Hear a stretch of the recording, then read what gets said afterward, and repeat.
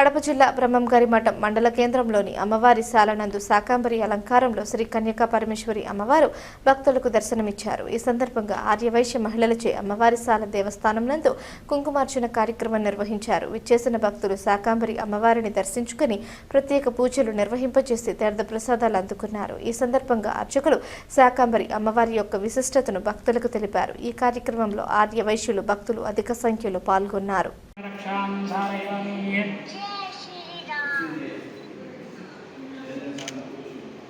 జై వాసవి జై జై వాసవి. కడప జిల్లా బ్రహ్మంగారి మఠం శ్రీ వాసవి కన్యకా పరమేశ్వరి దేవి ఆలయం నందు ఈరోజు శాకాంబరి దేవి అలంకార మహోత్సవం నిర్వహించడం జరిగింది. ఈ శాకాంబరి మహోత్సవం ఎందుకు నిర్వహిస్తారంటే రాష్ట్రంలోని వర్షాలు బాగుపడాలని, పంటలు బాగా పండాలని, అందరూ సుఖ సంతోషాలతో ఆరోగ్యవంతంగా ఉండాలని కోరుకుంటూ ఈ శాకాంబరి దేవి అలంకారం నిర్వహిస్తున్నాం.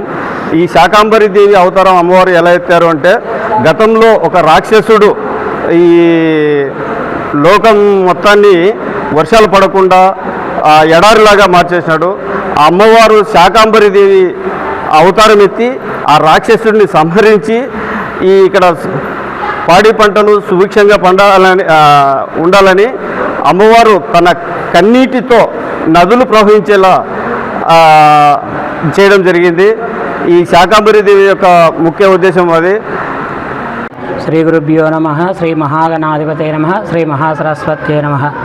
భక్తాదులకు తెలియజేయడం ఏమనగా, కడప జిల్లా బ్రహ్మంగారి మఠం మండలం బ్రహ్మంగారి మఠంలో ఉన్నటువంటి శ్రీ వాసవి కన్యకా పరమేశ్వరి దేవస్థానం నందు ఈరోజు ఆషాఢ మాస శుభ సందర్భముగా అమ్మవారికి శాకాంబరి అలంకారం చేయడం జరిగింది. తెల్లవారుజాము 4 గంటలకు అమ్మవారికి ప్రత్యేక అభిషేకము, తర్వాత శాకాంబరము కూరగాయలతో, వివిధ రకాలైనటువంటి కూరగాయలతో అలంకారం చేయడం జరిగింది. శాఖ అనగా కూరగాయలు, అంబరం అనగా ధరించినటువంటిది అని అమ్మవారు.